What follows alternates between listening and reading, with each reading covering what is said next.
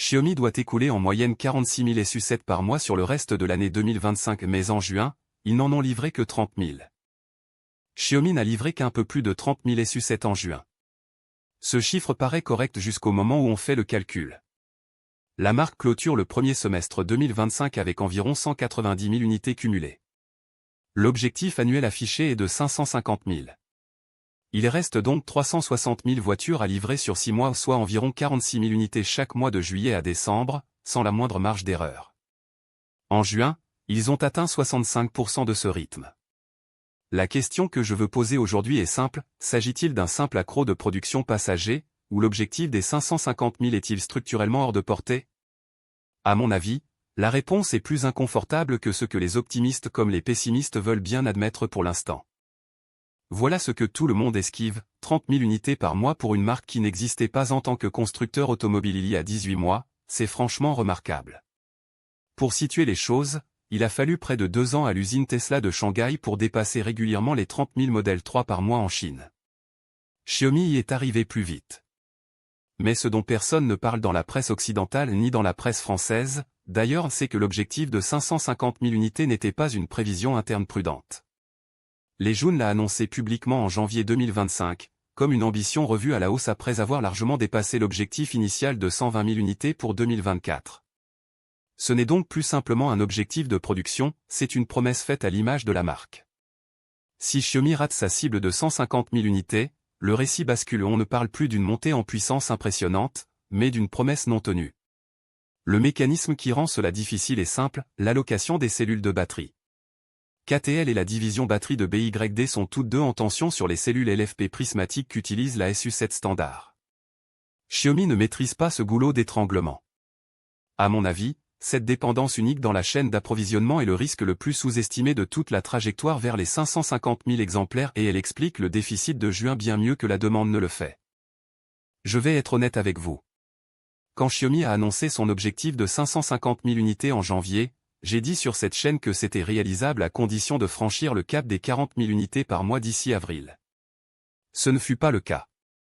Avril a affiché environ 28 000 unités, mai a été similaire, et juin a tout juste dépassé les 30 000. Mon calendrier était donc trop optimiste d'environ un quart. Ce que j'ai mal évalué, c'est le temps qu'il faut pour valider un deuxième poste de production. L'usine de Xiaomi à Pékin tourne apparemment sur un poste complet et un poste partiel en ce moment. Passer à un vrai deuxième poste, ce n'est pas qu'une décision organisationnelle, cela exige de recertifier l'outillage, de former quelques 1400 opérateurs supplémentaires, et de sécuriser en amont les engagements d'approvisionnement en batterie. Ce processus prend typiquement 3 à 4 mois dans une usine de VE nouvellement mise en service. C'est presque exactement ce qu'a traversé BYD dans son usine de Zhengzhou fin 2022, la marque avait raté ses objectifs mensuels de 20 à 25% pendant tout un trimestre, avant que le deuxième poste ne soit opérationnel et que la production ne bondisse de 40% en 60 jours.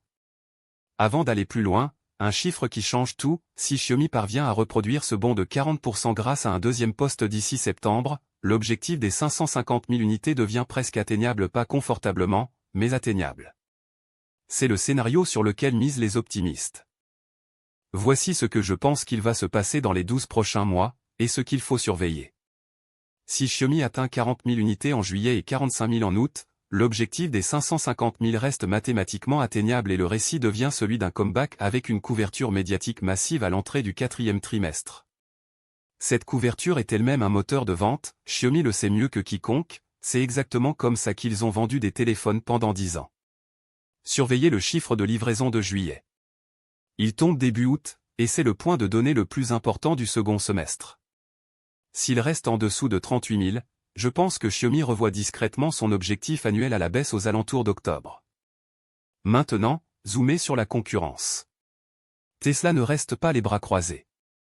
La Model 3 long range restylée est actuellement proposée autour de 270 000 yuan en Chine, et Tesla a démontré qu'elle n'hésiterait pas à baisser ce prix dès qu'un rival menace ses volumes. Si Xiaomi dépasse régulièrement les 45 000 unités par mois, j'anticipe une action tarifaire de Tesla d'ici le 4e trimestre 2025. À surveiller de près. NIO et Xpeng sont moins directement menacés car ils évoluent dans des gammes de prix différentes, mais Leapmotor, en revanche, est en réelle difficulté et leur C10 et leur C16 se retrouvent en plein dans la zone d'attraction de la SU7 auprès des acheteurs jeunes, Et Leapmotor ne dispose ni de la puissance de marque de Xiaomi, ni du réseau de distribution de Stellantis déployé à pleine capacité. C'est d'autant plus paradoxal que Stellantis détient 21% de Leapmotor, le partenariat stratégique existe sur le papier, mais sur le terrain en Chine, la marque subit de plein fouet la concurrence de la SU7. Pour les observateurs européens qui suivent ce secteur, l'indicateur est simple, le rythme mensuel de livraison de Xiaomi est désormais le signal en temps réel le plus lisible pour savoir si une marque tech sans héritage automobile peut construire verticalement un constructeur automobile en moins de 3 ans. Alors optimiste ou pessimiste? Voici où j'en suis, optimiste sur Xiaomi en tant que marque de VE, pessimiste sur les 550 000 unités en 2025. Le produit est genuinement compétitif. La montée en cadence de production est réelle, mais plus lente que ce que les Jun avaient promis. 3 choses à retenir de tout ça. Première, Xiaomi a clôturé le premier semestre à environ 190 000 unités, ce qui signifie que le second semestre doit en absorber 360 000, un rythme qu'aucune start-up chinoise de VE n'a jamais soutenu aussitôt dans son existence. Deuxième, le vrai goulot d'étranglement n'est pas la demande, c'est l'allocation des cellules de batterie et la certification pour la deuxième équipe de production, et ça prend 3 à 4 mois à résoudre, même quand tout se passe bien. Troisième, surveillez le chiffre de livraison de juillet, qui tombera début août s'il dépasse 40 000 unités, le scénario optimiste reste vivant, s'il reste sous 38 000, attendez-vous à une révision discrète des objectifs d'ici octobre. Je peux me tromper. Peut-être que les Jun a déjà verrouillé un accord d'approvisionnement dont nous n'avons pas encore connaissance. Et franchement, ce n'est pas sans rappeler la situation de Leapmotor il y a 2 ans, quand Stellantis a misé sur eux précisément parce que la montée en volume était plus lente que prévu, ce qui laissait une fenêtre d'entrée au capital. Si vous pensez que je suis trop prudent, dites-le moi en commentaire et précisez, quel chiffre pensez-vous que Xiaomi atteindra réellement d'ici décembre? Et si vous voulez ce type d'analyse chaque semaine, abonnez-vous. Je lis tous les commentaires sur les vidéos de données de livraison, parce que vous repérez des choses que je rate. Alors, selon vous, combien de livraisons Xiaomi va-t-il réellement atteindre d'ici décembre 2025? Déposez votre pronostic en commentaire et abonnez-vous pour recevoir l'analyse des chiffres de juillet dès qu'elle sera disponible.